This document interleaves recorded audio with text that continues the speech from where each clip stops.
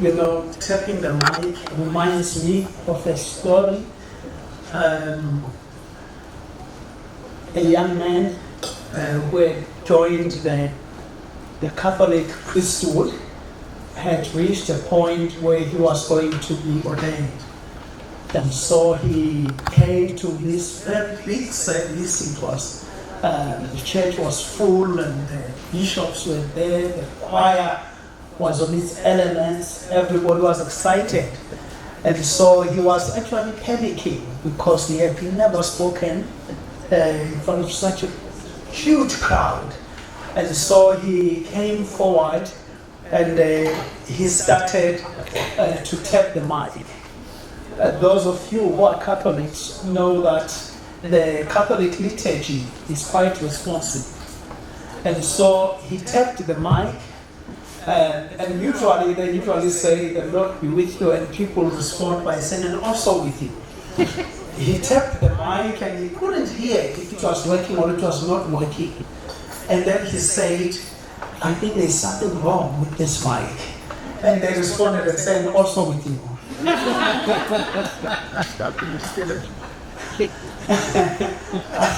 I know there's nothing wrong with me. Good morning, friends. Good morning. And in my other life, I am not necessarily intimidated by a full house and crowds. I'm actually intimidated by empty rooms. That was the biggest problem for me when the house is not full. When it is full, now I'm at home. I can do my thing. But when it is not full, I begin to wonder if there is everything wrong with me, especially when my phone starts ringing. So let me just switch it. Now it's reminding me that I must ask all of us to try, you either put it on silence, because cell phones have no manners, as we go there. Good, done this. So we can all do the same. And meanwhile, it would really be good if people would move forward. Yes. You will just come closer so that we can interact with one another quite quietly. And we are starting at, it's now just about 9:15. It is not because it's African time. It's simply because we're still waiting for more people to come. So it's got nothing to do with African time whatsoever. It's a matter of just practical logistics. You'd like to have everybody in before you start. Okay. I think that it will be very helpful for my friend and colleague from Denver University to know that it wasn't because of African time. It was simply because we wanted to have more people in, and then people are still coming to be with us. But if you can, just move closer. But if you are fine where you are, and if you are like me, you were never naughty in school, you never sat at the back, you were always in the front, even if you didn't know the answers to the questions, but always sat in the front, you can just come forward, and then we can get started. But let me start by saying the following, and in fact, I just want to welcome you all. First, the director of our Corporate Relations Office, Ms. Noma Zondo, and the staff there, Nozipo Kumalo is here, and others who are here, but also to welcome our colleague, the Deputy Vice Chancellor for Internationalization from Denver University, who comes from our very important partners. And there are other partners who are here that we want to acknowledge your presence and your being here with us as the University of KwaZulu-Natal. The deans who are here, I see Professor Motula is here, and other deans, and others will be joining us. Our guests from our partner institutions, and also colleagues, and maybe students who may be joining us as we continue. So all of you do feel welcomed. This is one of the most important summit that we are hosting as UKZN. Because for the first time in the history of this university, our partnership and internationalization has been prioritized as one of the strategic goals of this institution. We've got a new strategic plan that's going to be going on right up to 2032 for the next 10 years. And I think it is important to note that we are taking partnership as an institution, and internationalization as an institution very, very seriously. And as we are in the process of reconfiguring our schools as an institution from 19 schools, we have cut them down to 9 schools. That's the change that we are faced with. And this is going to be starting in 2025. So at the moment, we are busy with the reorganization of the institution. And so as we do that, one of the strategic areas that we are working on is internationalization.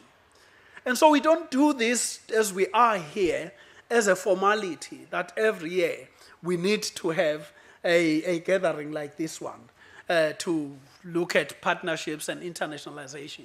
But we are serious about it because it's the future that we are working on. We're laying the foundation for our future as an institution that's going to be working in collaboration with other institutions out there in the world, with the knowledge, a very, very clear knowledge, that we'll be able to benefit from our partnership with others.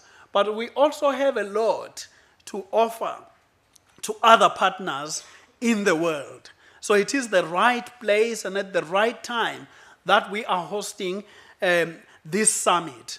And so especially for our institutions, both in the continent and those beyond the continent that are part of this. And so these few days that we will be together, for us, they mean so much because we'll be taking notes, we will be creating new networks and relationships, we will be building blocks and foundations for the future that we can collaborate with one another. We still have so much, and we continue to discover as an institution so much new untapped knowledge that is surprising us, and we just cannot even believe how much it will surprise the rest of the world when they discover what we are discovering and producing as new knowledge as an institution. So partnership is key for us because we believe we've got something to offer to other institutions out there in the world, whilst we also have a lot to learn from other institutions out there in the world. Well, I was not supposed to take too much of your time with what I'm thinking, and we're already a bit behind time. And also not because it's our habit, because we're waiting for those who are still coming. Okay, it's not our habit to be behind time. You can relax, and we will make this time as we go. But I am very, very privileged to invite our first speaker, who is going to be leading us now. You can see the topic is Intra-Africa Internationalization, the African Partnership Universities Alliance Project. It's going to be presented by Ms. Nonhle Mdlalose, the project manager, International Education and Partnership from the University of Durban, University of Technology in Durban. Let me just go through her CV, not really a CV, just a brief resume so that you know who is in front of you here. Nonhle Mdlalose is a project manager at the International Education and Partnership Directorate of the Durban University of Technology.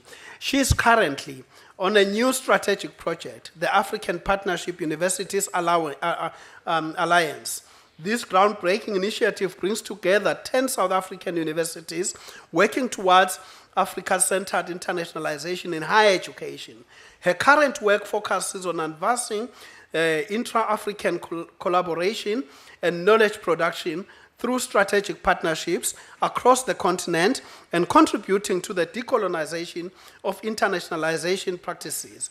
Her prior experiences include project coordination at the University of the Free State and project management at the University of KwaZulu-Natal. Ms. Mdlalose brings valuable expertise in stakeholder engagement and partnership management within the South African higher education sector, alongside the academic background in community development studies and public policy. Ms. Mdlalose's research interest span transformative public policy within higher education context and emerging explorations of Africa-centered internationalization approaches. Thank you, ma'am. Come forward.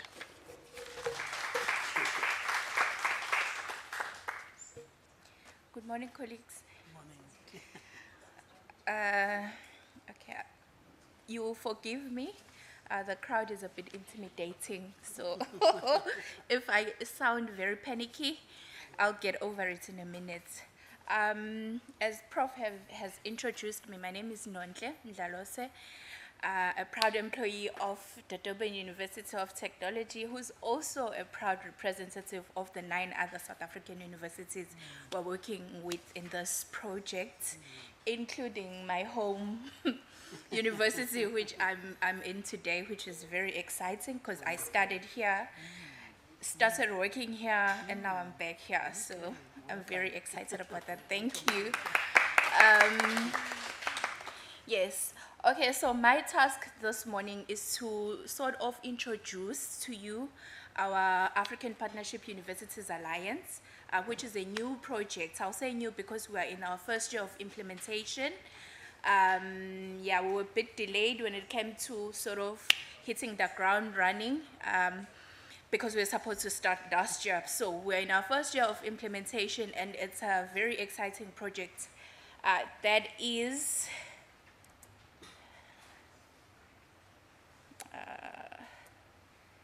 okay, I'm hoping my visuals will come through.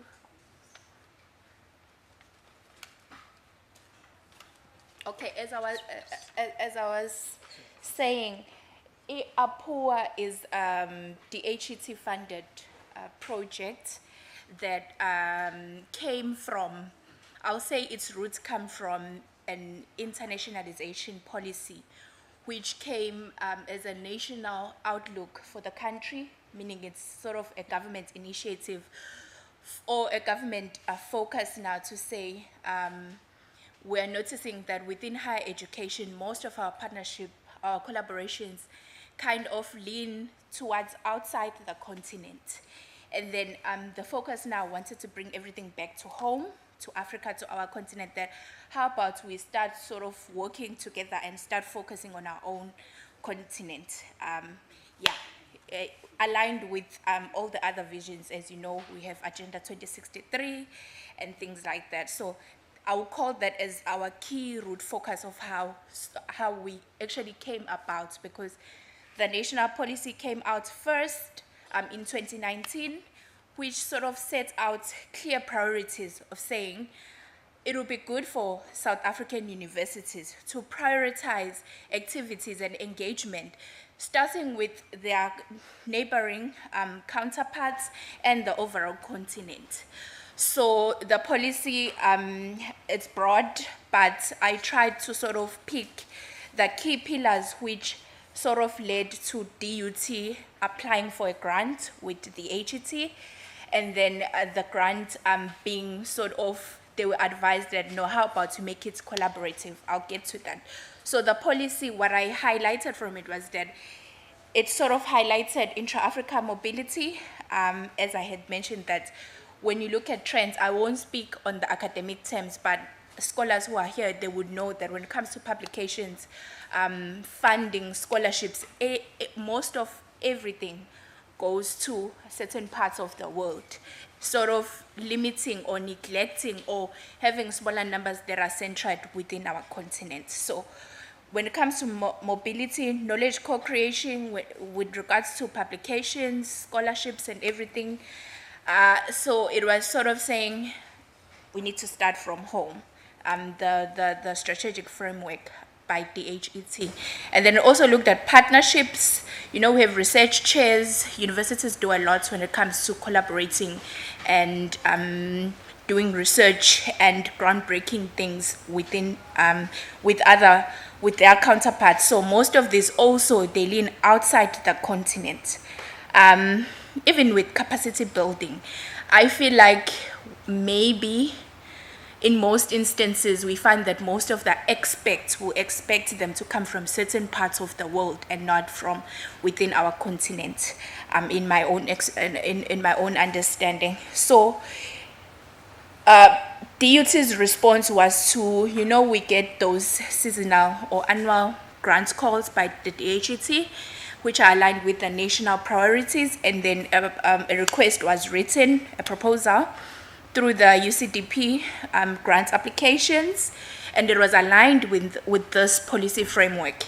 And luckily, we received the grants because I'm standing here, and we are here.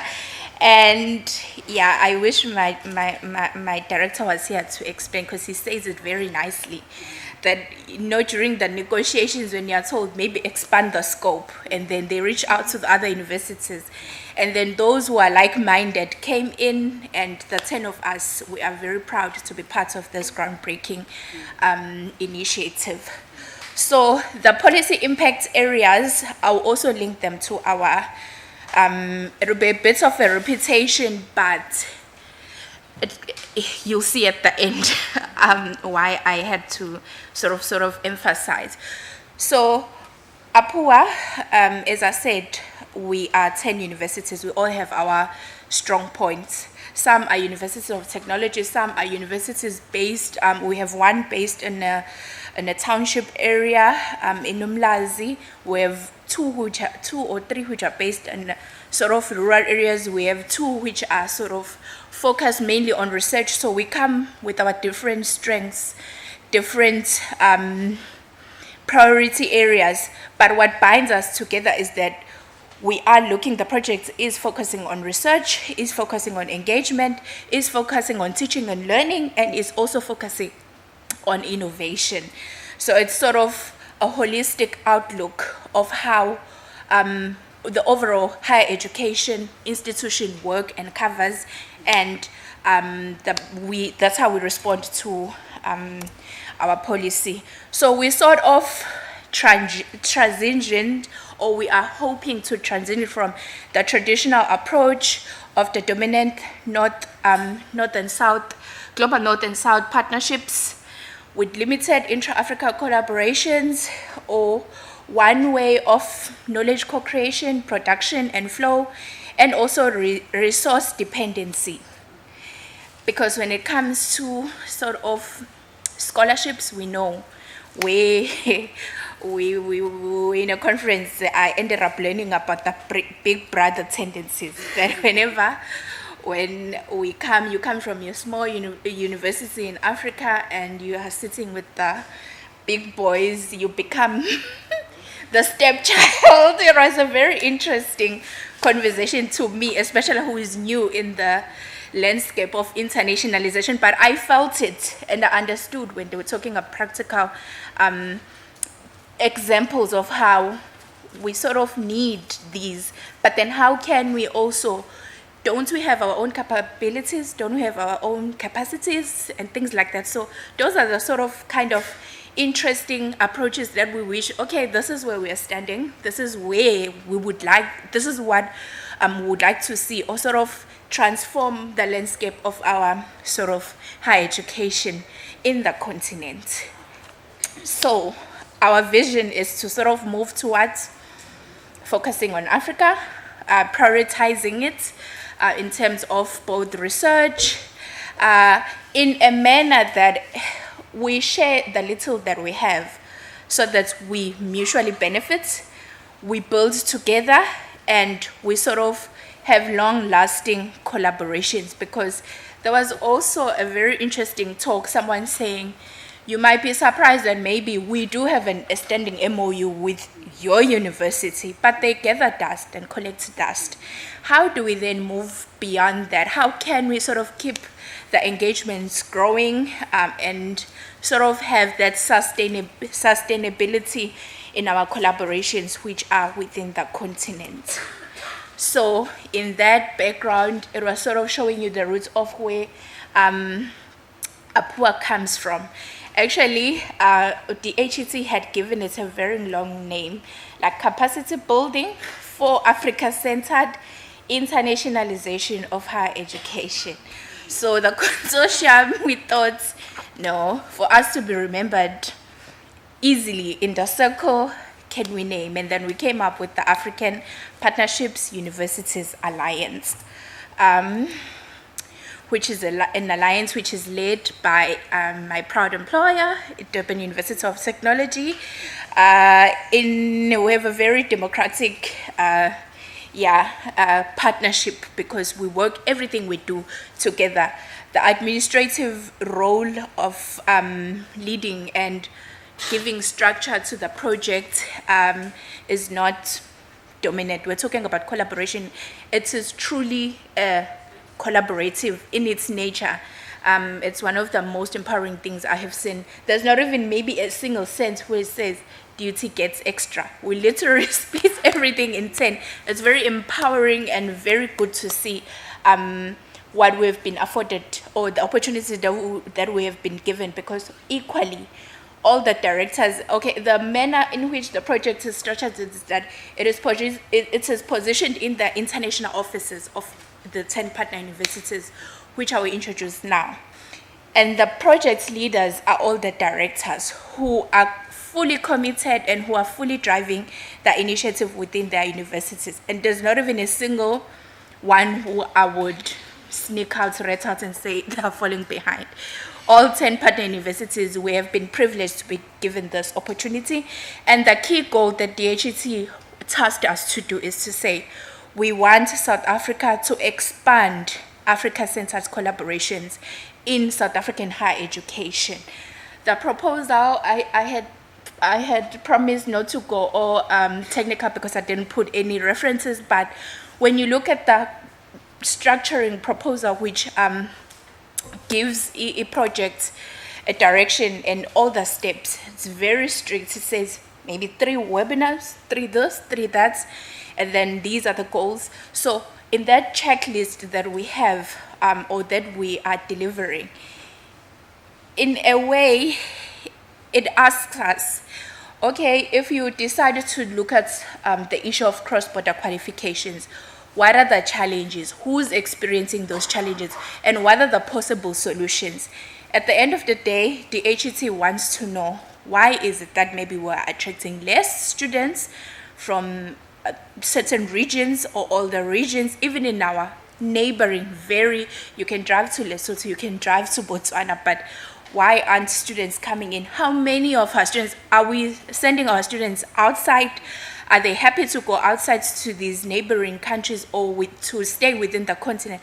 Why is it that maybe they're going to certain areas in the world and things like that? So it is very exciting that we would try by all means to sort of understand the complexities, the push and pull factors which influence such decisions. Why is it that our research collaborations, why are our academics publishing with certain, and why not, and things like that. So that is how the project sort of has started. Now I'm proud to introduce the 10 partner universities. They'll just pop in. Oh, I press. Yeah.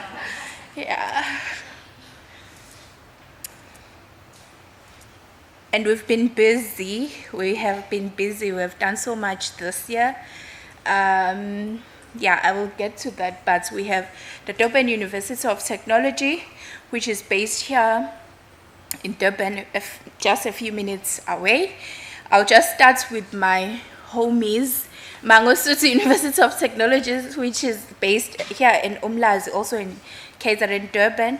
We have UKZN, and then we have University of Zululand, which is based in the north of KZN.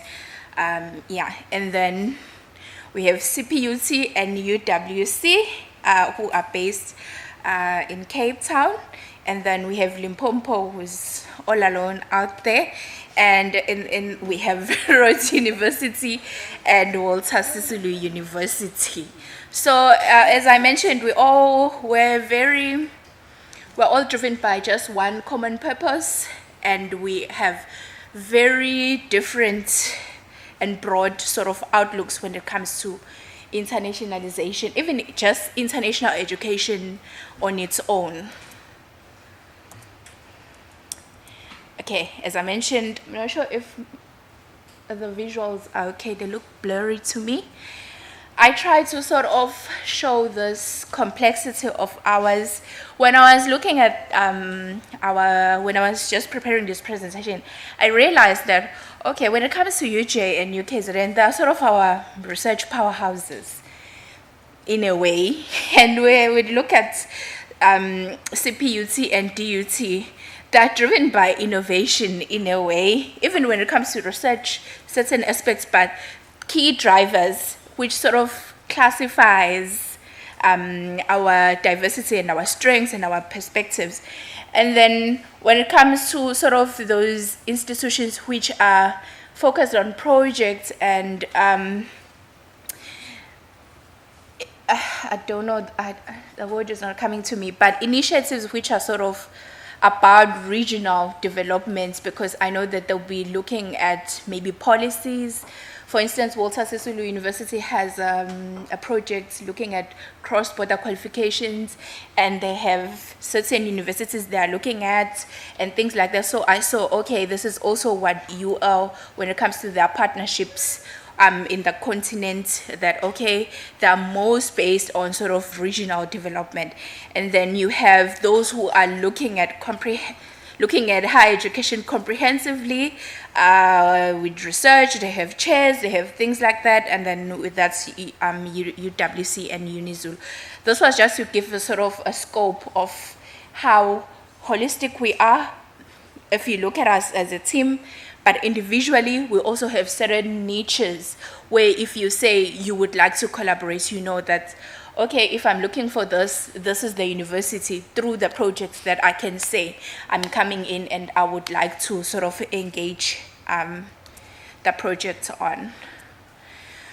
Okay, as I mentioned earlier, that the main goal or our main task is to expand Africa-centered collaborations and scholarship and knowledge, because the project sort of has key pillars. They're also looking at research, they're also looking at collaborations, and they're also looking at teaching and learning, which on its own, if you look at it, if you go under teaching and learning, you find that cross-border qualifications, mobility, and things like that, they fall under.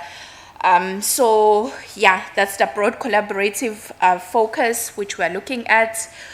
And the key thing is capacity building and development. We don't want to just answer certain questions, but how do we sort of bring in academics, researchers, and practitioners in the field together? How can we share information? How can we learn from each other? And how can we enshrine our benchmarking, what works for us? We had the opportunity to attend the annual conference. I was very happy.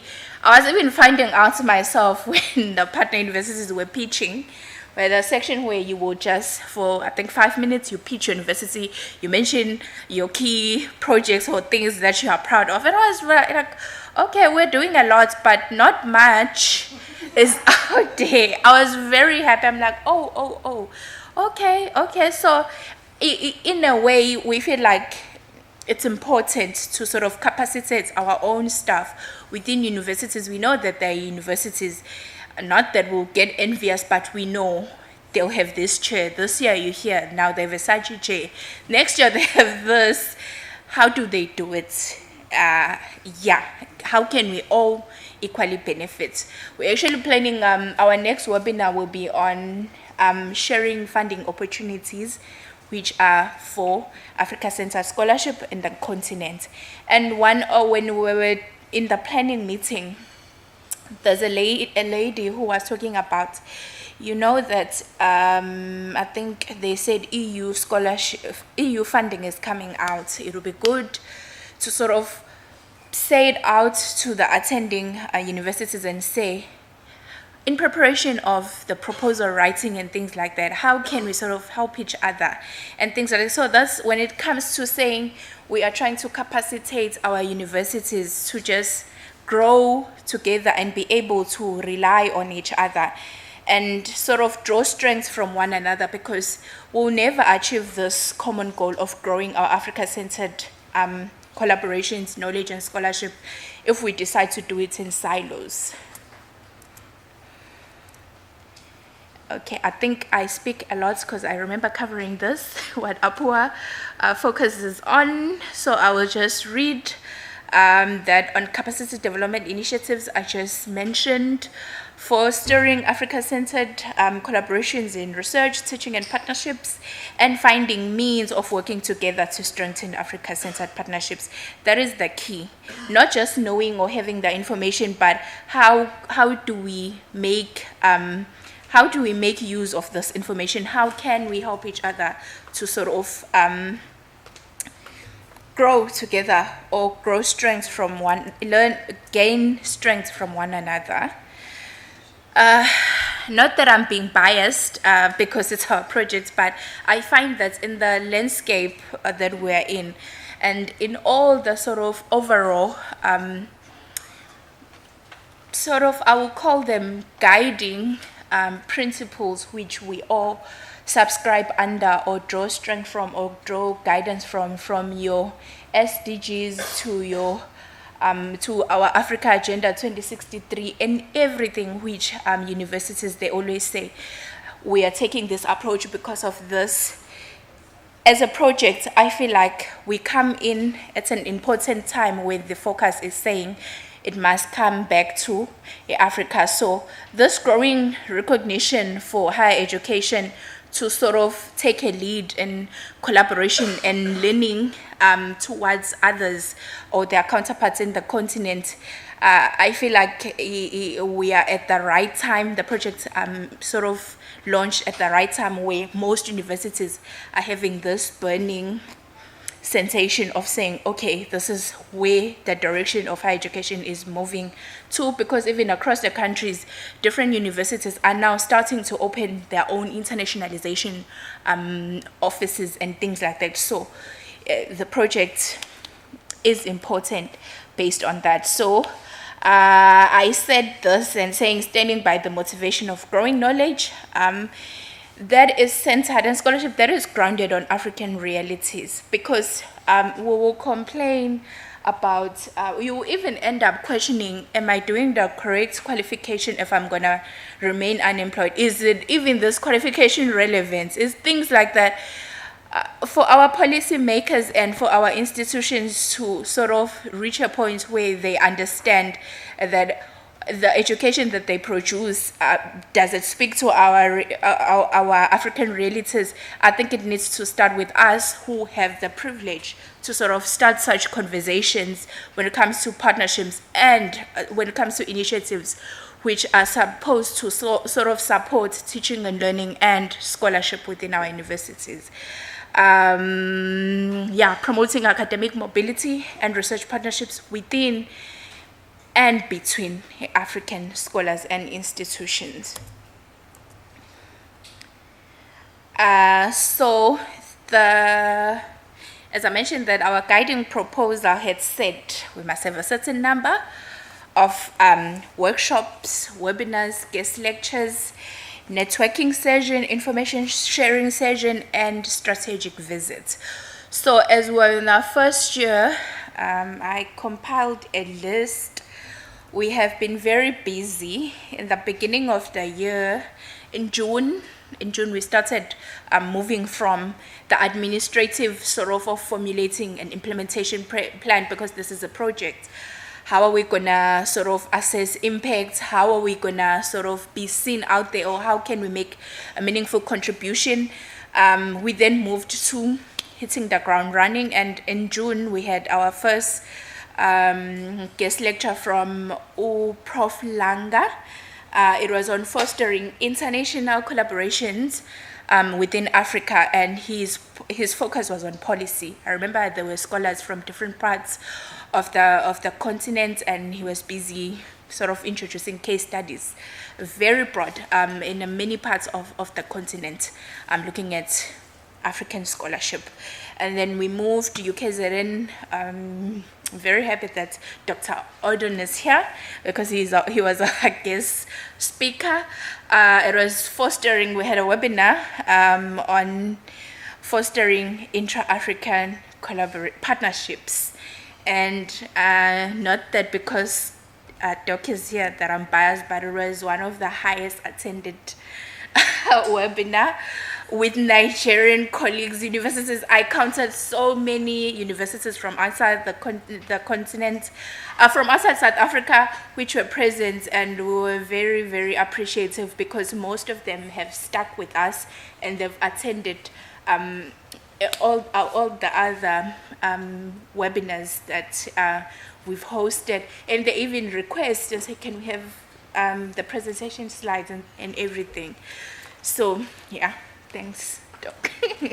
Yeah, and then our following, we also hosted a webinar on utilizing or leveraging ICT for teaching and learning within an African context, where Prof. Jude Lubega from Kumba University gave a very practical and realistic presentation and had us like awed because we're like, okay, and because he will speak about the realities. Okay, do these students even have data? Do they even have the ability to attend? Do they even have?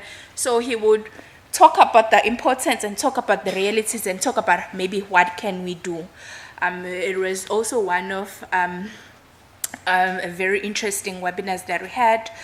And we had a very collaborative webinar as it had many speakers hosted by Walter Sisulu. So how we do it is that because it's 10 of us, we have a list of things that we think within the country and then within the continent when it comes to internationalization, international education and partnerships, and that we need to sort of, these are the subjects that we need to focus on. And then we list the activities, and then we sort of decide who gets to action what. So Walter Sisulu has already, as I mentioned, a project that they are doing with Coventry University, Stellenbosch University, and DHET, which is on cross-border qualifications. So they gave us a very interesting webinar. And a few weeks back, we had a webinar hosted by the University of Limpopo on advancing intra-African collaborations by also looking at sustainable development and aligning all our actions with SDGs and Africa Agenda 2063. So that's what we've been doing, and we would like to sort of call everyone that we can to sort of join in the opportunity of engaging and participating in this engagement, because it's not for just the 10 of us it's not only for the 10 of us to sort of spearhead this. As we said, it's collaboration. We are supposed to be doing it with everyone who is passionate about engaging and expanding Africa-centered internationalization in the continent. Thank you.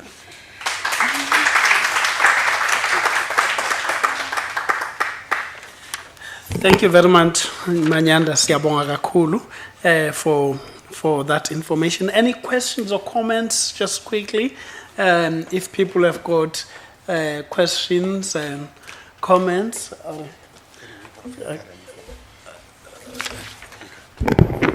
Okay, yes, ma'am. I think I can speak loud enough. So, Yes. My name is Hiba Bosov. You'll see me later today as well. Sorry. I think you need to use a mic.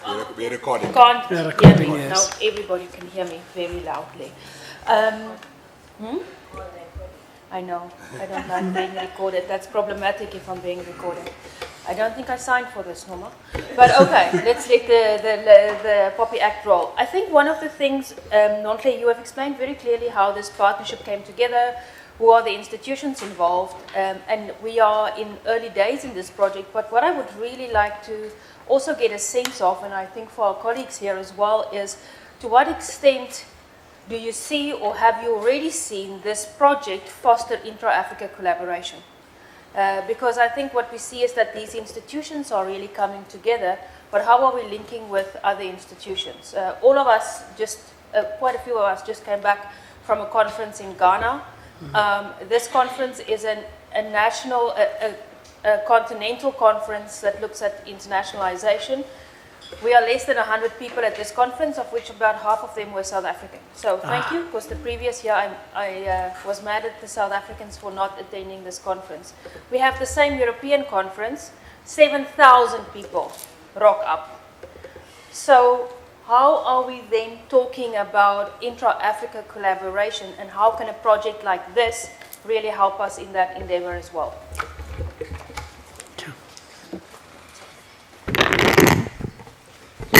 Okay, a very difficult question, Huba.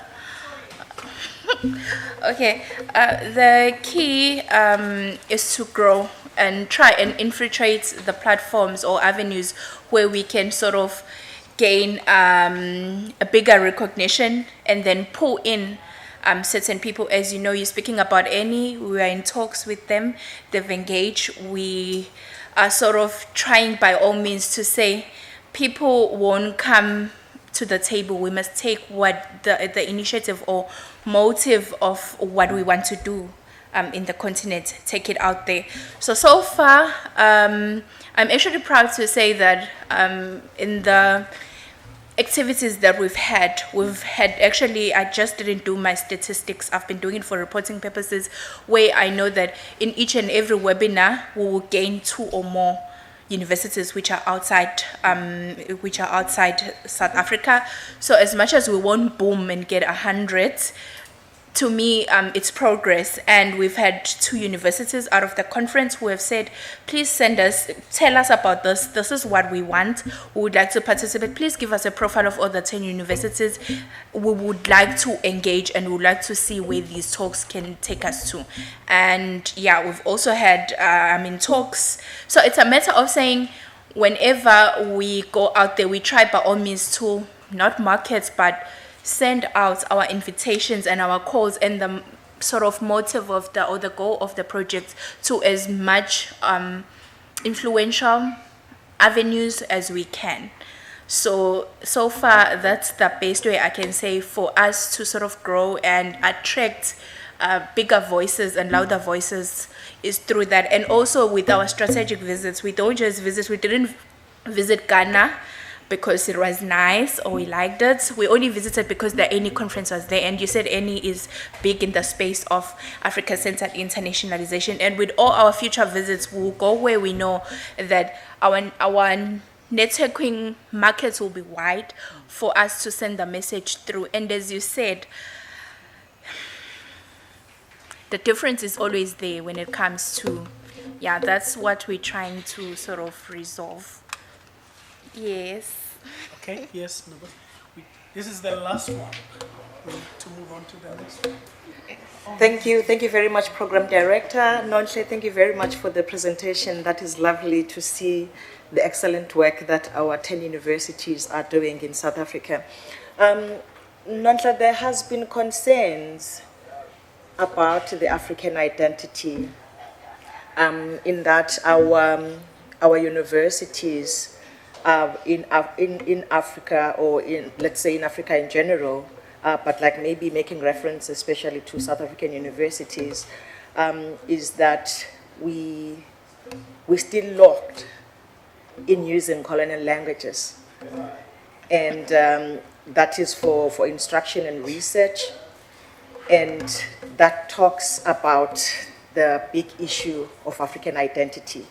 So in this collaboration, the question of language, is it part and parcel of your deliberations? If not, you need to think about it. because as universities in Africa, we do need to re-establish our Africanness. So that will be my contribution to say, please look into that, because like African universities really still struggle with identifying as legitimate African institutions. So you must be really African institutions, and just South Africa alone, only 6% of the 60 million population have higher degrees or have a degree. So you know what that means about the level of education. What are the problems? What is causing that? And how can we improve on that? So this collaboration needs to answer some of those questions. Thank you very much, Nonhle. No, thank you so much. All I'm going to say, Prof, is that I have the Apua people here. We've noted this, and it's a very important aspect. I don't want to say we did not incorporate it for this year, but it's a very important aspect. And in the first seminar that we had, there was a researcher, I'm not sure from which country, who was speaking French, everything had to be translated as he was taking us through his research projects. So I totally understand your contribution, and it is well received and noted. Thank you. Good morning. So mine is a response directly to Huber's question. As CPUT, we are one of the partners in APUA, and I just want to reflect very briefly on our trip to Annie. So apart from attending the conference, as partners, we had to go beyond that. So we used it as a vantage point to network with other institutions. What we did was talk about the common academic synergies between the African partner and CPUT. And we've brought this back to CPUT. So partnership engagement happened at the Annie conference. We also have an internationalization forum 4 times a year. We've got partners from the Annie network who talk about Africanization and African-led internationalization. And lastly, we met a very important partner who is part of the U6 consortium. Now, CPUT is a partner in this, and they also are very important in terms of the outreach that we want to do. So from a partner perspective, we've utilized the Annie conference constructively to engage further, because one of our imperatives is to expand the African footprint. Thank you. Thank you. Thank you. Let us just give her a round of applause. Thank you. Thank you so much. Appreciated. I just want to note to other senior colleagues who have arrived. Just welcome all of you who are here. But I just want to note Professor Nobuhle Hlongwa, who is the Dean of Arts, who has also joined us. And then I see my brother and leader there, Professor Khalima, right at the back, who has also joined us. Welcome, sir. And any other person who feels is worth being noted and have not noted them, they must feel comfortable that they are being noted for their presence. That is quite important, whoever they are. And we welcome everyone who is here. Well, let's move on to the next one. The next speaker, you see some people, their qualifications and achievements are better left unmentioned because they may intimidate people to even listening to them. So you just welcome them for being in your midst. Now, the next speaker is Dr. Akan Odon, who's going to be doing a workshop for us on practical innovative strategies for achieving internationalization and resource mobilization. If I may say, Dr. Odon is head of African Strategic Partnerships, African Research and Innovation Partnerships at the Lancaster University, and the chair of the African Union Scientific Research and Innovation Council. After all these tongue-twisting terms and concepts that I've mentioned, you don't even want me to go to the resume because it complicates even further. So just welcome him at the moment. Thank you, sir. Welcome.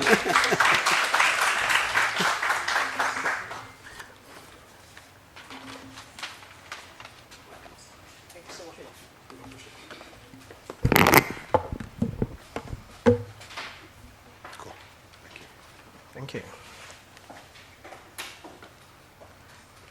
So, good morning.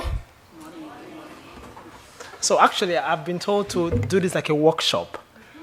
So, and when I hear the term workshop, it means workshop. So it's not going to be a talk shop. So it means there's a reason I'm sure you have like notebooks beside you or in front of you. So we're going to do some work. Is that okay? So if you're happy to do some work for the next 2 hours, I'm giving 2 hours. If you're happy to do some work for the next 2 hours, can I see by show of hands? I want to be sure I'm in the room with the right people. Okay? So everybody happy to do some work? Okay, that's fantastic. So I'm hoping that at some point I would have to move around. That's okay. Because I almost cannot stand in one place, especially in a workshop. And I think Prof began by saying folks should move forward. I'm going to beg indulgence for something. If you're sat just on your own, you can't go through this on your own. So could you find somebody, at least one extra person, to sit by them? Because we're going to do some specific interactions as we progress over the next 2 hours. So sorry, if you are a lone flyer, you're not supposed to be in this room. Okay? So can you find a nice partner for the next 2 hours so we can get through this together? Fantastic.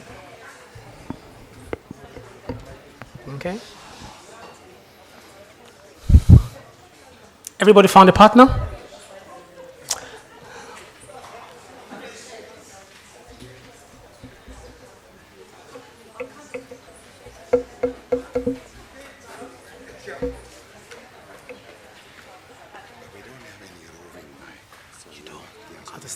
Okay, I'll try. Okay. Okay. So, maybe just put a context so we know what we're trying to achieve.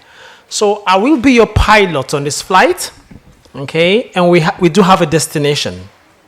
At the end of this flight, in just 2 hours, I'm hoping that everybody in the room would have a clear sense of the term internationalization.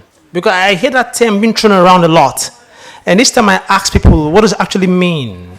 I don't always get the kind of answer I'm thinking I should be getting. So maybe we can break it down to nitty-gritty to get a clarity of what that actually means. So that's the first destination. And I'm hoping that at the end of the 2 hours, everybody in the room would also have a sense of how to find money. So just to be sure I'm in the right room and we have the right co-pilots and passengers in this flight, do you like money? Show of hands. Okay. Somebody has 2 hands up. I like that. You are in the right plane. Okay. So I'll put it in context because this is important. Okay. So each time I do this, I will ask, there is money. So money is like the kind of resource you, at the end of the month, before the month finishes, you've spent everything. Or you're wanting to go for a conference, there is no funds to flight. You need desperately postdoc in your team. You can't have the salary to pay them. And you're just managing through it. Okay, you still have this massive responsibility and obligation of publishing papers every 4 months. Okay, that's money. That's struggling. The kind of money I'm referring to, ladies and gentlemen, today is the one I like to call, and by the way, I'm Nigerian, okay? The kind of money is important. I'm happy she laughed. So it's the kind of money I like to call money. So there is money and there is money. So money is abundance. You know, the one where you want to buy an equipment, you can snap a finger and equipment arrives. That's money. So let's be sure what you are talking about here.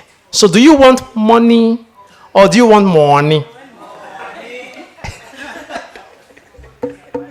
Okay. Well, that was on the lighter note. Just relax you, okay? That's good. So now my job is to give a sense of, and I've been doing this for a bit. And I know, I remember walking to a room one day and someone said, but you're talking to us about money. You look really young. I said, that's a nice compliment. I said, but what gives you the audacity to talk to us about money? I say, okay, with every sense of modesty and humility, what if I said I have won in excess of 40 million pounds in the last 4 years? Does that help? That's a lot of money. Okay? Now, it's not the availability of funding, as you will realize as I progress. It's actually the accessibility to funding. There is too much money in this world for any academic to be broke. I'll say it again.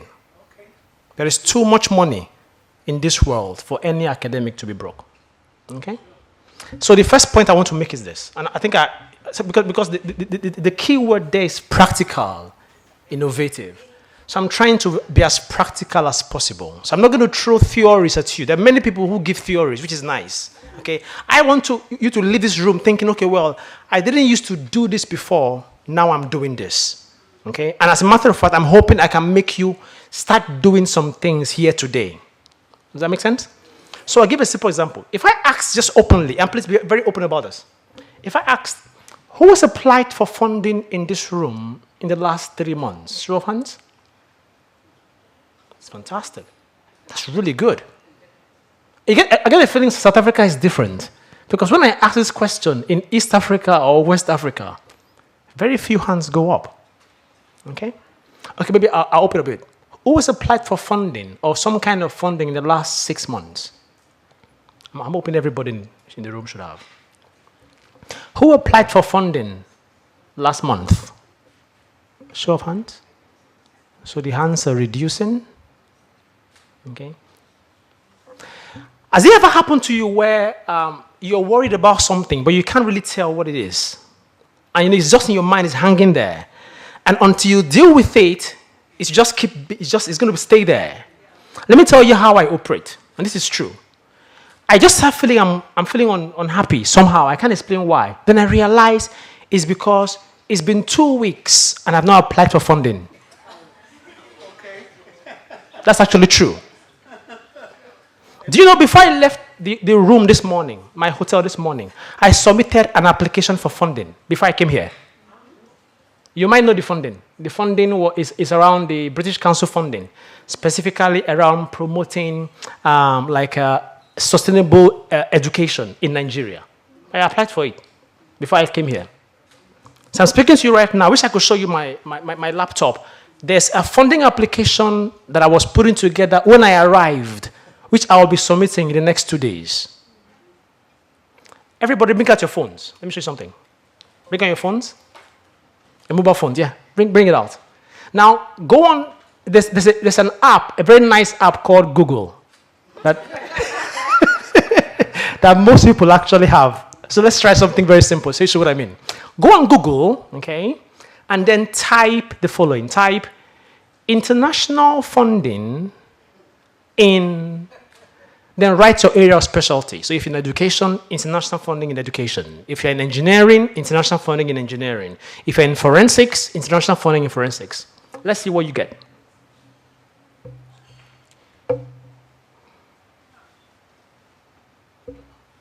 Can anybody tell me? Just press your mic and tell me what you see on the popular Google. Medical Research Council. Okay. Anybody else? Is that the only thing you saw? Wellcome Trust, Canadians Institutes of Health Research. Okay. So the point is, it doesn't matter area of specialty. What you would find is a long, endless list. In fact, if you scroll down, you would see page 2, 3, 4, 5 to 20 and above. Some people stop at page 2. I've discovered a secret. The real juice of a search begins from page 4. You can try it. It's true. That's my experiment. Because if I have money to give you, I don't have to promote it too much. It's your job to find it. Okay? In Google searches, anything you see on page 1, 2, and 3 has been in some form optimized. So somebody's trying to get your attention. Why would somebody who has money be looking for who to give the money to? I'll just say I have money. It's your job to find it. Okay? Now, I walk about my laptop or my phone, and in my mind, I know there is money somewhere every other day, somebody is looking for who to give money to. It's a different way to think about it. Okay? So what do you see on the screen? Is it money or money? Okay. So there's actually a story behind this picture.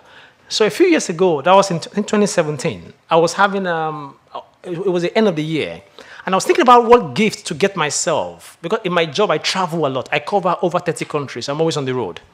So my daughter said, that how about you get yourself a gift that reminds you of your activities for the year? So I thought, I'm sure if I go through my wallet and my pocket and in between my bags, I'll see different African currencies like dotted about. So I did. So I went around, looked my wallet and pocket, and I found a range of different currencies across different African countries for my travels that year. One frame wasn't enough, so I did 2 frames. Now, these 2 frames, they actually on the wall of my office at home right now. So I walk into the office, and the first thing I see is money. When I'm leaving the office, the last thing I see is money. It's a nice office environment to be, right? Now, and there's a reason why I'm saying this. Because each time I meet academics and ask them, what is the biggest problem you think you have? Okay? And they might paint a great picture. I think my problem is partnerships. Well, the African Partnerships Universities Alliance is possible because somebody won a grant. Is that correct? Okay, so at the end of the day, if you track it back, it's because it's resources. Somebody says, well, I'm looking for good quality lecturers in my university. This is the vice chancellor speaking. I'm like, well, there are good quality lecturers, but the point is, can you afford them? Yeah. Make sense? Oh, I need to do an experiment in my laboratory, and it's so powerful, it's very important. Yeah, you can, but do you have the equipment? So whatever you look at, oh, by the way, oh, it's nice to have policy advocacy. Trust me, even at policy level, I deal with African governments, even at the point of the African Union, even at policy level, what you want to arrange or do for policy advocacy is the capacity for you to call a politician to this room. How are you talking about policy and there is no politician? If there is, I do apologize. Is there any politician in this room? So the question is, why shouldn't there be? We're speaking about education internationalization that is better sustained through policy, and the people who handle policy are not even in the seat. So if you could invite a politician or fly him down from wherever he is to come and hear very, very reputable academics speak about the issues the country is facing and the need for it to be transformed or transitioned on the back of policy, that will be easy. So at whatever level you look at it, in one capacity to the other, the reason why Africa struggles, I travel across many universities, and it's the same thing, it's funding. Okay? So now, what this does for me is show me that there is funding, but beyond that, there is an environment for funding. And I'll paint a picture of what I mean. Okay? So the only reason you are applying for funding is because you got a problem. You're not applying for funding to buy a nice dress or a beautiful suit. Well, that's quite a good idea. But I doubt there'll be very few funders or international donors who will give you funding to buy a lovely dress. Okay? It's because you're trying to solve a problem. It means, therefore, that problems are raw materials for creativity and innovation. Okay? Problems are the basis. And why that might seem very minimal, in sense, I'll put a picture. So I've lost count how many times I'll see people trying to apply for funding. And I notice that they're always in a hurry. Okay? Like, deadline is in 2 days. Deadline is in 2 days. And I keep thinking, why are you always in a hurry? The reason is because when you see the call for the funding, the first thing you try doing is try articulating the problem you want the funding for. Is that correct? Okay. Now, in the UK, when I sit down in big international type donor meetings or like proposal development meetings, this is how the meeting sounds. So a professor in the room would say, let's apply for funding to solve this problem. And somebody else would say, no, don't worry, Prof. That problem was solved last year. So they say, okay, well, how about we revise the problem dynamics, then we can solve this other problem. Then someone in the room would say, no, don't worry. There's a PhD student working on a solution as we speak. So listen, gentlemen, they spend hours and hours and days looking for problems to solve. Now in Africa, that's different. Because you wake up in the morning and problem greets you. Say hello, hope you had a good sleep. Okay? So to your left and your right are problems. So if problems are raw materials for creativity, innovation, and resource mobilization, then I can categorically say that Africa is blessed with problems. Does that make sense? Okay? So a few years ago, like maybe some 5-6 years ago, when I traveled to the continent, I always noticed that, maybe some 6-7 years ago, that the number of non-Africans, and by the way, I'm just saying non-Africans, I don't know for sure, but just I want to paint a picture, coming into the continent seems to be a lot less. In the last 2-3 years, have you noticed the number of Africans coming into the continent? And I keep asking them, what are you guys coming to the continent to come and do? And my British friends would tell me, hey, Doc, Africa is where it's happening. Africa is where there is money. I'm like, really? Where is this money? So what they actually mean is Africa is the environment where through some sense of creativity, they can create opportunities for funding, for money. That's actually what they mean. So, and then when I ask my African brothers, especially my Nigerian brothers, about Nigeria, what I hear is the government is stupid. Nothing works. It's a non-entity. So while Nigerians or Africans are trying to leave the continent, non-Africans are trying to come into the continent. There seems to be a sort of disconnect somewhere. That's because there's something somebody is seeing that Africans are not seeing. You do realize that the EU fund, there's about 30 million euros that's been currently been put together specifically for Africa projects cannot happen without African partners. So even the knowledge that you are blessed with problems makes you negotiate differently when it comes to the funding table. And I'll talk about it shortly. Okay? It's about perspectives. So, and this takes me to a story I remember. The story about an energy drinks company. And this drinks company were trying to increase the sales of their drink. And they were struggling really badly. So they called this young executive to come design the marketing campaign to increase the sales of their drink. So the young person comes, designs some campaigns, do some interviews and questionnaires and put it together, and they agree a date to launch the campaign. So they launched the campaign, and something strange happened. The very next morning, after the campaign was launched, the sales of the drink plummeted. Worse than it was before they even called the marketing executives. There was panic everywhere. What happened? What happened? And then they rushed into the room. Then discovered that the country where they launched, they read from right to left. So look at it. Look at the screen.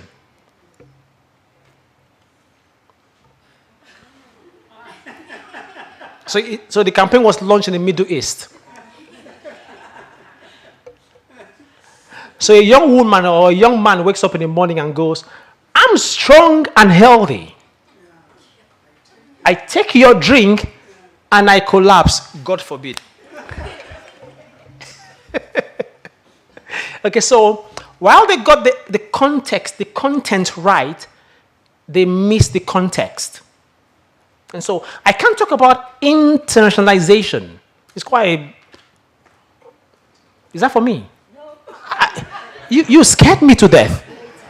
Because I was told I've got 2 hours. I've not even started the flight. Sorry, guys. I just thought 10 minutes and I started panicking. Okay, good. So now the context is very important. So you can't talk about internationalization or resource mobilization without understanding context. So I won't be talking about it from, I live in England, but I won't be talking about it from a British perspective. I am African. Even though I live in England, 97% of my work is on the continent. So all I literally do is engage with academics, universities, government officials across different levels, across different countries. And so I painted a clear picture of what the issue really is. So that's why the theme is practical intervention. So how can we make a change quickly? Okay? So, and by the way, I'll be giving specific points. So at the end of the day, I'm hoping you can say, okay, well, if I forgot everything for the next 3 days, I hope you don't. Remember, Dr. Odon said, do this differently. So action point 1. We should write at this point. It's a workshop. Remember, I said it at the beginning. So it's a workshop. So action point 1, okay? Know who gives money. So what do I mean? So by show of hands, can you tell me the top 10 international organizations or even African organizations that give funding in your field? Anybody show me your hands? The top 10 who give funding in your field of expertise. So it's got only three hands up. So ladies and gentlemen, do you reckon that's a problem? That you don't know the top 10 people who give money. So the point is, how can you be looking for money and don't even know who gives the money? That doesn't make sense, right? It doesn't make sense. So on my laptop, I know, this is true, the top 100 organizations that give funding. I know why they give funding. I know when they give calls for funding. I know what they need to give the funding. I even know who they gave funding to last. It's simple, it's a spreadsheet, which would take you literally 3 days to put together. Once you have this supersonic software called Google, it does amazing things. In fact, if you type, list of international donors in my field, I am pretty confident by the time you get to page 10 of the Google search, a list would pop up. And if you can find the list, well, get a young student. As it happens, you are in a university. Okay? So each time I speak to academics, they tell me, Doc, you don't know how busy I am. Like, I have to teach 100 students, mark 100 scripts. I have to look for workshops to attend, publish papers, present the papers, and I am on 5 committees and 16 subcommittees. And you know academics and committees. You are on the committee preparing for the birthday of the Vice Chancellor. The committee is endless. Okay? So I said, isn't it nice to know that you're in an environment where you have young people wanting some sense of development? Imagine for a moment you find a young person in your class who is smart and savvy on the internet. And you say, I want to employ you. And your job is to just look for money online for me. I'm not joking. Everything I say here, ladies and gentlemen, with every sense of modesty, I've done. So I'm not telling you what I read. I'm telling you what I've done, which is why it's practical stuff. Okay? You'll be amazed what these young kids can do when they have access to internet data and a phone. Yeah. What they do on TikToking and TalkTiking and Instagramming is amazing. Imagine you switch that time frame to doing something specific. And if you have to give the person the title, say from today onward, you are my supersonic funding officer. Do you know what it means to write that on his or her CV? That I am the funding search officer for Professor so and so. You've changed that child's life. I'm not joking. Now, is it possible for that young person to be looking for money for you online and not know about money? You think it will be the same person when they progress from undergraduate to postgraduate? This person has been saying that if there's money and prof is winning money better. Because that is the fundamental premise, it's the first beginning. We don't even apply for funding at all. We actually don't. So the first thing is, let's actually know who gives money. Okay? So this is why I'm making this easy. You are so busy, and I appreciate that. So you don't even have to do it yourself. That's the point I'm trying to make. You can find a young person, and I'm coming to that in a minute. So, okay? So that's the first point. So I'm talking about perspectives. Now, the next point is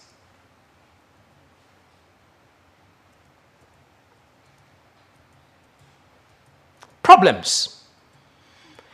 Let me ask a simple question. Don't worry, I'm coming back. I'm going somewhere. If I asked you and said, do you know specifically why you need money? If you saw a call now to apply for funding, and you don't have to leave this room, can you write a reason you need the money and write it now? Show of hands. 2 people, that's great. So even the idea of knowing what problems are is a problem. So a small activity. That's why you are in 2s, okay? So now I'm hoping that the person you are sat together with is not in the same discipline as you. Okay? There was no time to do a mapping, but I'm hoping that's the case. If that's the case, this makes it more interesting. I want you to use 5 minutes, okay, and discuss with each other about a problem you would like money to solve and agree the problem. But look at the difference here. The problem has to be a problem that both of you can solve from different perspectives using your disciplines. Does that make sense? Am I following? Okay? So you have 5 minutes. And by the way, I came with a bag of money. So the most innovative problem that is multidisciplinary enough in its approach would get my money.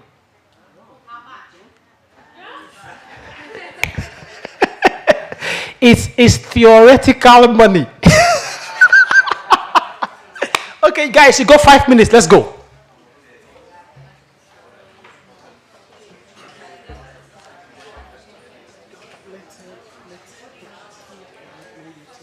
Okay, that's good. Just 4, 15 minutes. And then we can come back. That's good.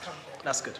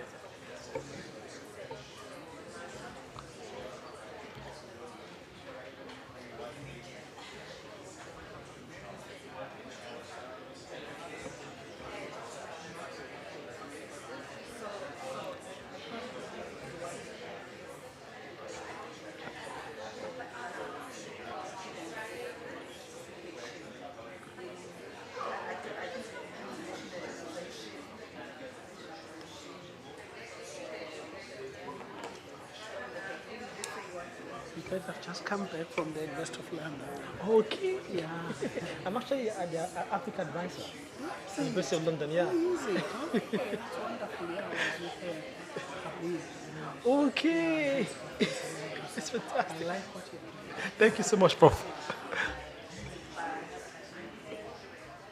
Okay, you've got 2 minutes. It's an express flight.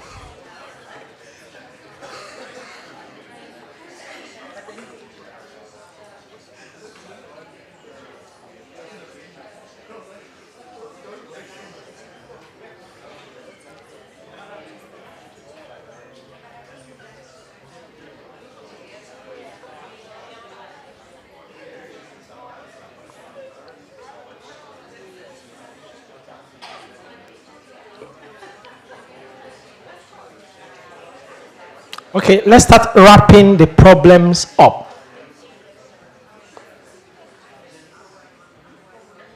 Thank you.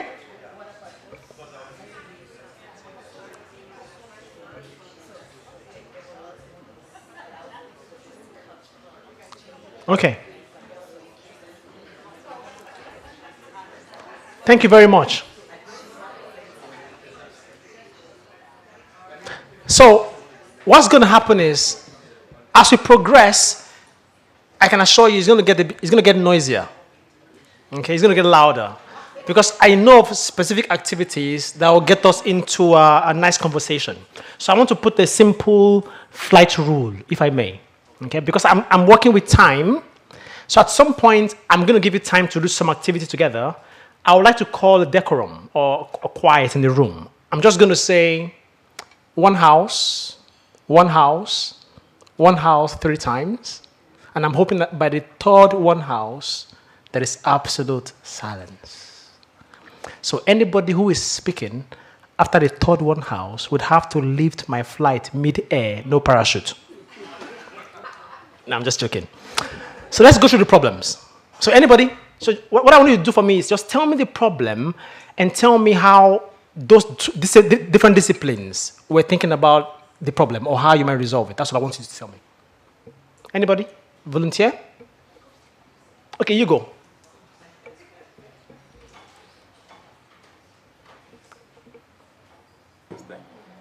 Okay, good morning everyone. So please don't judge my English. I'm doing my first day here, right? So the problem that we found is that as South Africans, we don't use our resources fully. Okay. So people who are non-Africans, they come to our country and take our endemic and indigenous plants and other resources, and then they go and create products using our resources. Okay. Right? So okay, I'm shaking, right? Well, that's good. That's good. You're doing great. Okay. So, for example, they take some of our endemic plants and then they go and create medical what? Yeah. And create medication. That's good. Right? So that's the problem. That's the problem. So what are the disciplines which disciplines might tackle that problem? If you pushed it to your partner. So which disciplines? So what's your discipline, for example? Your area, yeah. Agriculture. Agriculture. And what has? Microbiology and genetics. Okay, so you would imagine that there's a point of synergy as someone in agriculture and someone in microbiology. What I'm trying to bring out is the fact that you just met each other. I don't know if you knew each other before now. Yeah. And in 5 minutes, you figured out a problem that both of you can deal with. Let's try somebody else. Another person? Another group? Okay, you guys go. Or ladies go. You need to use the microphone, I think. Down the white button. Thank you. My name is Sandra from Government of Vegetables Farming in Richmond. Our main problem is we don't have land. We've been leasing land for 3 years. That's it. Yes, we've been leasing land for almost 3 years. So we don't make enough profits because we don't have enough money. Okay. So we need money so we can buy land, then to lease the land. Okay. Yes. So what disciplines might target that problem? What's your area of specialty? Agriculture. Next person. What's your area of specialty, madam? Education. Education. So if I gave you a bit more time, yes, what would happen is you've identified the problem. I haven't asked you to think about the solution. Okay? The idea would be, and which we'll do shortly, the idea would be that from different perspective of disciplines, you see different approaches to solving the problem. Because in reality, ladies and gentlemen, all problems require multidisciplinary approaches to solving it. It's as simple as that. It doesn't matter the problem. Okay? I was in a room one day and I asked this question with academics. And at a point, when I called the group to present, the engineer was with a lawyer. And I'm like, in this world, could I imagine an engineer working critically on a project proposal with a lawyer? Think about that for a minute. And what they came up with was so impressive. So the lawyer was talking about how might they protect engineering innovations, legally covering it up. So the question is, how many people in your pursuit of putting proposals together have intentionally left your own field and looked for somebody else in separate discipline as a partner? Well, it's good to see two hands. So now guess what? The person you had this small exercise with is your new partner. So exchange WhatsApp numbers. I'm not joking, actually. Guys, go and do it. Because if you've spent 5 minutes cooking a potential problem, imagine if you had 2 hours. So you got 2 minutes, exchange numbers. Or form a WhatsApp group if you have to. Remember, it's a practical workshop. Now, so action point on your list. So you know, I've got the first action point, yeah? Second action point is make sure you form a multidisciplinary team. So most of you are in, say, in engineering, and you actually have friends in the business school. But each time you chat with them, it's about, hey, how far now? How body, brother? How are you, brother? That's all you chat about. So the next time you see the person, how far now? You say, wait a minute. What do you even do at the business school? So that's action point 2. Because it has to be intentional or it's never going to happen. Okay? So make sure this week, look for somebody outside, and I'll show you how to map it. For somebody outside your field of expertise and make them a professional friend. Not social, like professional, academic, research-oriented friend and potential partner. Now, we speak about problems. Do you know how you can, so if you told me there was a problem, what is the best way to substantiate it actually exists? Anybody? How might you show a problem truly exists? So if you said, Dr. Odon, there's a problem of lack of land, or in, I don't know, like that she was saying. What if I said, I don't believe you? Because it's possible, it's not true. So how might you convince me that the problem exists? Anybody? That's a good one. Anything, anywhere else? And how might you show that the problem is important enough for someone to give you their money to solve? The number of people affected. Thank you. Data. That's what I'm looking for. It's data. Data clearly shows the significance of a problem. So what I'm saying is, whatever the problem is, spend some time forming data. So if I may put it this way, add an extra subcommittee to your long list. But this time around, let it be a money committee. So where you meet with people and you talk about problems that could be potential. Do you know why I respond to grants so many times and quite quickly? Because on my laptop, I've got a folder called Proposals for Funding. There are at least 72 proposals in that folder across different disciplines. So when I see a call for funding, it takes me literally less than 5 hours to do a remapping or a retweaking of an existing proposal, and I'm good to go. Okay? So that sounds to me like something you want to do together in groups when you have meetings. When you meet people, I literally put in your diary with a new partner. Once you've done a mapping of these new partners you have in other faculties, when you meet, cook potential multidisciplinary problems. Because you'll be amazed how fast you can respond. And the beautiful thing about multidisciplinary approaches is this. Okay? So, if I am an engineer and Prof is a lawyer, Prof, what's your disciplines are? Pardon? Religion. And Prof is somebody with a specialty in religion. What it means is that if we've spent some time putting a potential problem together that merges both our disciplines. Now, when I see a call that is core engineering focused, I become the lead. Then I invite Prof to join my call. When he sees a call that is pure religion focused, okay, because the call still needs to be multidisciplinary. So he becomes the lead and he invites me as a partner. Why am I saying so? Each time I meet people applying for grants, for some strange reason, they're always the lead.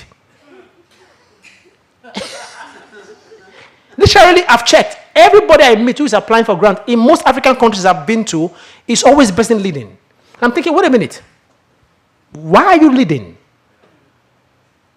In the last, I would say maybe 3 months, I've applied to probably maybe 20 grants in the last 3 to 4 months. But guess how many I was the lead on? Just 3. But I was a partner on the others.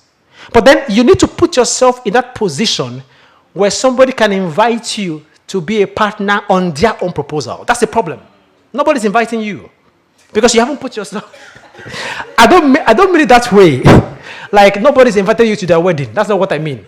But what I mean is that, like, you haven't put yourself in a strategic position where people know that you want to be applying for grants, whether it's your area of specialty leading or not. You are a potential partner to bring a specialization or an area of focus to multi-grants.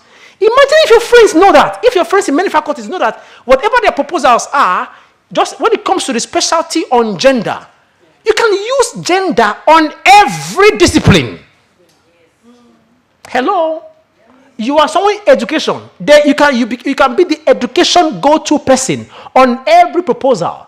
All you need to do is, at the end of this proposal, there will be training. I will develop an education curriculum. I will do pedagogy. That's work packages. It doesn't matter whether it's an engineering project. It doesn't matter. Every project requires some sense of education. If nothing even happens, at the end of the project, I will put the proposal, the outputs together in an educational format so people can learn. You are in every project. So I literally get invited every other day on grant. I have to now decide, maybe I'm too busy, or this one, there's not enough money. Which is a nice place to be, right? And all you have to do really is send the person your support letter, your work package, your CV, and how much you want for your specific work scope. You know, this is true. I've actually lost count how many times I've received an email saying, hey, Dr. Odon, you've won this particular funding opportunity. And I have to start remembering, when did I apply for this one? True. When did I apply for this one? Then I remember, then I track it. Oh, that was the CV and the support letter I sent to that partner in Tanzania. So we won it. So, okay, where's my money? So that level of intentionality needs to be precise. So you can't do this organically. You need to think carefully and say, okay, how can I map myself in those positions? And it begins with problems. So do you even know what problems you want money for? Okay? So it doesn't matter the proposal. In some way or the other, with some little tweaks, I would find a proposal on my laptop already prepared, which I can now convert, readjust, realign for proposals. Interestingly, it's so funny that just recently, I think last week, a lady saw a funding opportunity, a call, and she hadn't done funding before. She hadn't applied before, but she was one of my sessions. Smart lady. She calls me, she goes, hey, doc, I do apologize. I haven't applied for funding before. I said, can you really help me? I said, what do you need? She says, you told me you have 70 proposals in the folder. So I'm forwarding you the funding call. Can you look carefully? And if it doesn't breach confidentiality, okay, send me 2 or 3 that is similar. Now, that's a precise request. But I really liked the way she asked it and the way she thought about it. And I sent her 3 proposals. In the space of 3-4 days, for somebody who had never written a proposal, when I read the proposal she wrote for the funding, I was very impressed. So it begins with that level of intentionality, beginning with what problems do you actually need money for, okay? Now, before I continue, let me focus a bit more on internationalization, which I began with, okay, because both of them work together, okay? You can't be internationalized if you don't receive international funding. So I'm going back to, when you hear, and for me, it began a few years, maybe several years ago. I'm trying to go back. No. Can somebody help me?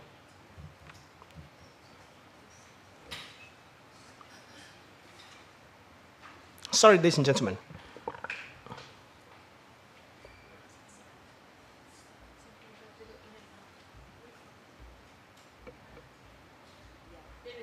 Okay, got it.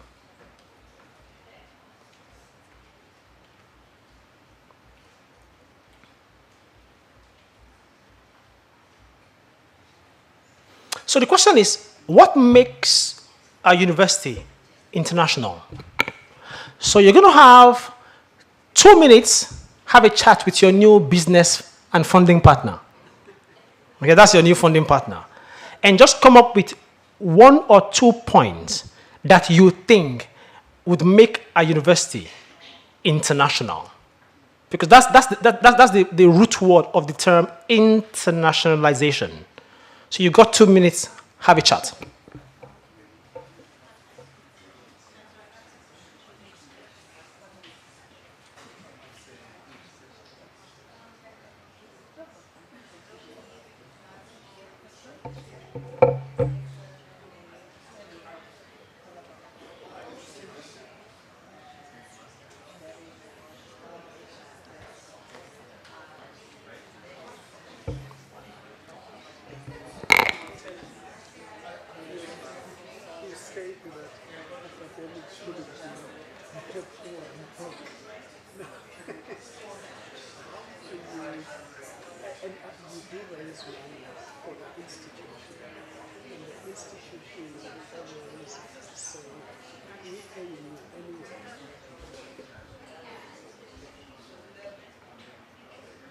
One house, one house, one house.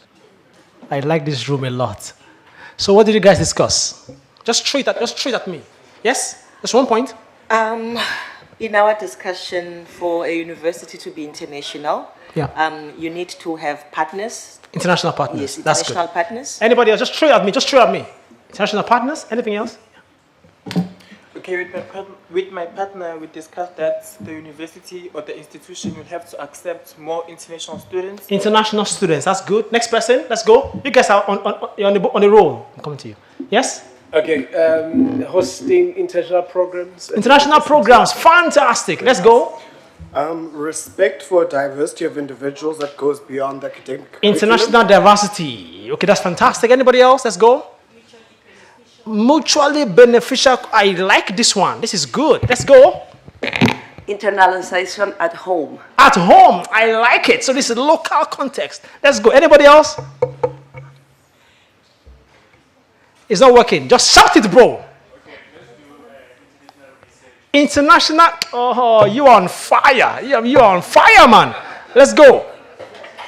So it sort of broadly came across already, but the 2 words that we came up with was community and collaboration. Oh, come on now. This is good. This is really good. You guys are on fire in this place. Let's go. Credits bearing. Credits bearing. Okay, you know what? You're on fire, everybody. So look at what I've come up with. So I've done so much research and traveled around and assessed different universities who call themselves international, and I've come up with what I have termed 10 dimensions of internationalization. Okay? So, by the way, as an academic, it's a postulation. Okay, so you can say, well, doc, maybe there are 12. That's fine. But for the sake of this workshop, and since I am the potential or the pilot, I am telling you, I've come across 10 dimensions of internationalization. So if you talk about internationalization, to measure it, because that's the problem with that term, how do you actually measure that you've internationalized? So when I hear many universities throw the word around, I ask them, okay, well, between 2 years ago and now, have you internationalized? And each time I ask the question, they can't answer it. Because you can't say you've internationalized if you can't measure internationalization. Okay? Which is the reason why the dimensions make it a bit easier for you to measure. So here we go. Look at the 10. So it's yours on the list. Exactly, isn't it? So you see, we're thinking alright. We're thinking alike. Okay? So it's international students, international staff and faculty, international programs and projects, international research and impact, international funding, international outlook, international presence, international facilities, international processes and procedures. So I'm going to ask a simple question here. It's a very important question. Can you tell me which you think is the... Now, hear my question very carefully, because it's a trick question. Okay? Can you look at this list and tell me which do you think is the easiest and the cheapest to achieve out of the 10? Number 4, which is that? Partners? Yeah, are you sure? Imagine you have to travel to go and meet the partner in the UK and they have to come back to sign an MOU. That doesn't sound very cheap. Processes? Imagine you used to use an old procurement process and you have to install a brand new one. Doesn't sound very cheap. I'm going somewhere. Yes, which one? 5? International research. We're talking about looking for money for funding. I think it's international. Number what? Number 6, international funding. Yeah, but you still need to put in some work, don't you think?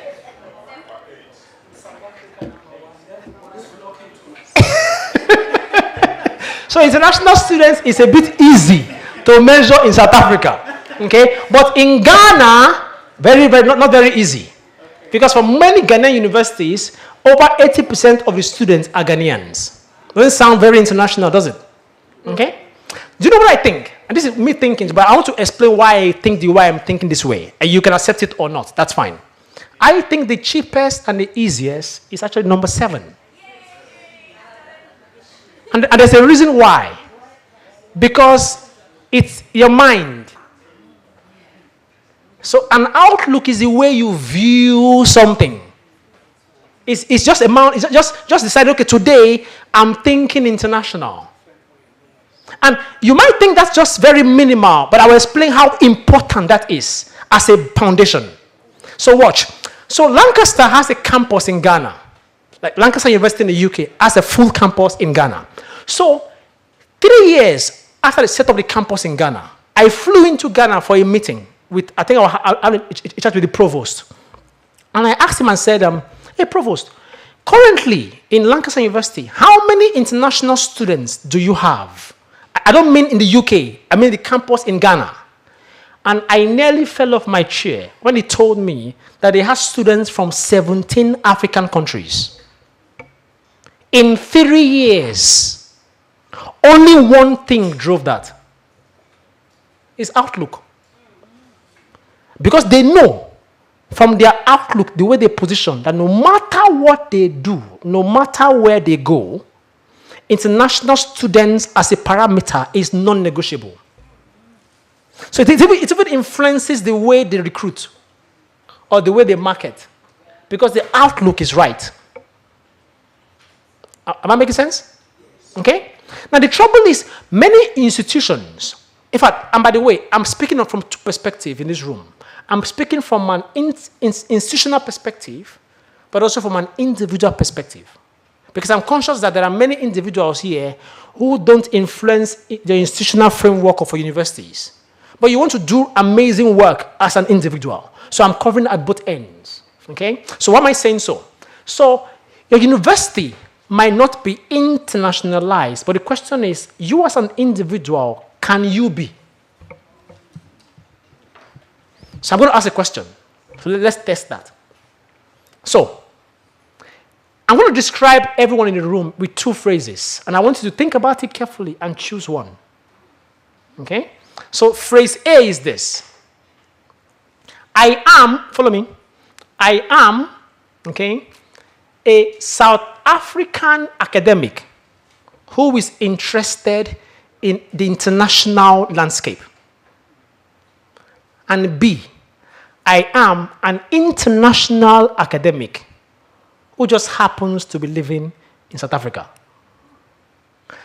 A and B. So the question is, discuss, 2 minutes. What would you like to be described as? And don't worry, it's a trick question, but I'm asking for a specific reason. I want to make a point. So A is, I am a South African academic. And by the way, they are both correct. I want to make a point. I'm a South African academic who is interested in international landscape or international research or whatever. Or I'm an international academic who just happens to be living in South Africa. So A or B? Okay, so now, so Prof has made a good point. So let it brew in your mind. Which of these two you would love to be called or described as? And after tea, let's come back around it. Because I want us to deal into the nitty-gritty of the term internationalization. And I will see you in the next 15 minutes. Thanks, ladies and gentlemen. 15 minutes. Yes, tea time now, yes. So let the question brew in your mind. After tea, we can talk about it.